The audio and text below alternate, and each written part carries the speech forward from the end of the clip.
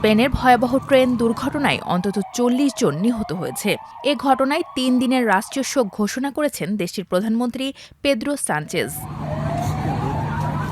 গত এক দশকেরও বেশি সময়ের মধ্যে দেশটিতে এটি সবচেয়ে ভয়াবহ রেল দুর্ঘটনা।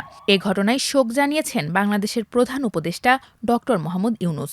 ২০ জানুয়ারি প্রধান উপদেষ্টার অফিসিয়াল ফেসবুক পেজে এ তথ্য জানানো হয়।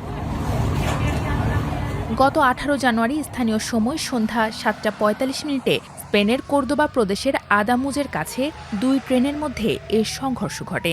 জানা গেছে, মালাগা থেকে মাদ্রিদগামী একটি দ্রুতগতির ট্রেন আদামুজ শহরের কাছে লাইনচ্যুত হয়ে বিপরীত লাইনে ঢুকে উল্টো দিক থেকে আসা আরেকটি ট্রেনকে ধাক্কা দেয়। দুর্ঘটনাটিকে অত্যন্ত অদ্ভুত বলে বর্ণনা করেছেন পরিবহনমন্ত্রী। তিনি জানান, তদন্ত শেষ হতে অন্তত ১ মাস সময় লাগতে পারে। তবে প্রাথমিক তদন্তের বরাত দিয়ে একটি সূত্র জানিয়েছে, বিশেষজ্ঞরা রেললাইনের জোড়ায় ত্রুটি খুঁজে পেয়েছেন। দুই ট্রেনে থাকা ৪০০ জন যাত্রী ও কর্মীর মধ্যে ১২২ জন আহত হয়েছেন। বর্তমানে ৪১ জন হাসপাতালে চিকিৎসাধীন, যাদের মধ্যে শিশুও রয়েছে।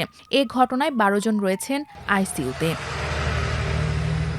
দুর্ঘটনার পর মাদ্রিদ থেকে দক্ষিণ স্পেনের মালাগা, কর্ডোবা ও সেভিয়াগামী সব উচ্চগতির ট্রেন চলাচল ২৩ জানুয়ারি পর্যন্ত স্থগিত রাখা হয়েছে।